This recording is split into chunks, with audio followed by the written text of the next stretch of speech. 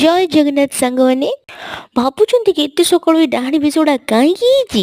ଆଜି ଟିକେ ମୋ ପ୍ରିୟ ଜାଗାକୁ ଯିବୁ ତ, ବହୁତ ମନ ହେଇଛି। ମୁହଁ ଦିଟାକୁ ମୂର୍ତ୍ତି ପରି ପ୍ଲାଷ୍ଟର କଲା ପରେ ଆମେ ଦୁଇ ତରୁଣୀ ବସିଲୁ ଟ୍ରେନରେ, ଯାଇକି ପହଞ୍ଚିବୁ ଭଦ୍ରକରେ। ଆଜ୍ଞା ହଁ ସାଙ୍ଗମାନେ, ଆମେ ଆଜି ଟିକେ ଭଦ୍ରକ ଯାଉଛୁ। ସେଠି ଆମର ପ୍ରିୟ ସାଙ୍ଗମାନଙ୍କୁ ଦେଖା କରିବୁ ଭାବିଛୁ। ଦ୍ରୁତ ଗତିରେ ଆମ ଟ୍ରେନଟା ଟିକେ ଗଡ଼ିଲା। ବାହାର ଦୃଶ୍ୟ କେତେ ସୁନ୍ଦର ଥିଲା। ଆହା ହା, ସୁନ୍ଦର ଦୃଶ୍ୟର ଟିକେ ଆମେ ମଜା ନେଉଥିଲୁ। ବାଟରେ ଆମ ଗାଁଟା ପଡ଼ିଲା। ସାଙ୍ଗମାନେ ଏଇଠି ଦେଖିଥିଲୁ। 3 ଘଣ୍ଟା ଧରି ଟ୍ରେନରେ ବସିବା ପରେ ଫାଇନାଲି ଆମେ ପହଞ୍ଚିଗଲୁ ଭଦ୍ରକ ଷ୍ଟେସନରେ। ସାଙ୍ଗମାନେ ଷ୍ଟେସନଟା ଦେଖି ଟିକେ ମନଟା ଖୁସି ହେଲା। ପୁରୁଣା ସ୍ମୃତି ଗୁଡ଼ା ସବୁ ବହୁତ ମନେ ପଡ଼ିଲା। ଫାଇନାଲି ଆସିଗଲା ଆମର ଭଦ୍ରକ। ସରି, ଆମେ ଆସିଗଲୁ ଭଦ୍ରକ। ମୁହଁକୁ ଆଉ ଟିକେ ପେଣ୍ଟିଂ ସେଟିଂ କଲା ପରେ ଆମେ ଚାଲିଲୁ ବାହାରକୁ, ଆମ ପୁରୁଣା ଜାଗାକୁ ଟିକେ ଯିବାକୁ। ଦୁଇ ତରୁଣ ଲିଫ୍ଟରୁ ଗଲୁ ବାହାରକୁ ଗୋଟେ ଅଟୋଟେ ଦେଖିବାକୁ।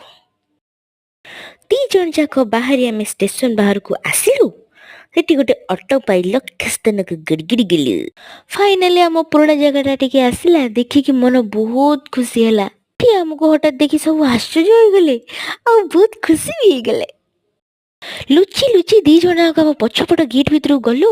ସମସ୍ତଙ୍କୁ ଟିକେ ସରପ୍ରାଇଜ ଦେବୁ ଭାବୁଥିଲୁ।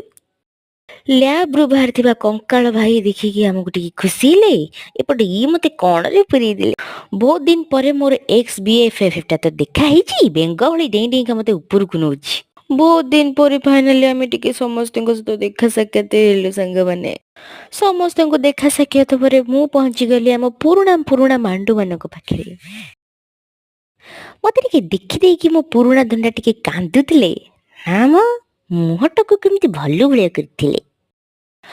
ସାର୍ ମାନଙ୍କ ପାଖରେ ବସିକି ଆମେ ଟିକେ ଦୁଃଖ ସୁଖ ହେଲୁ।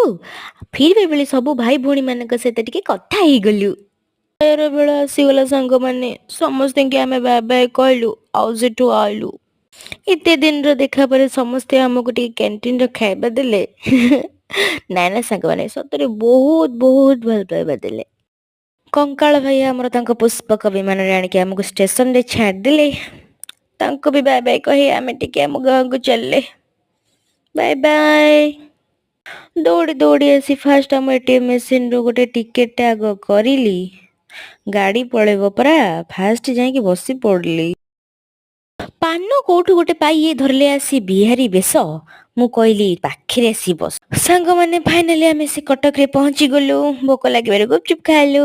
Bye bye.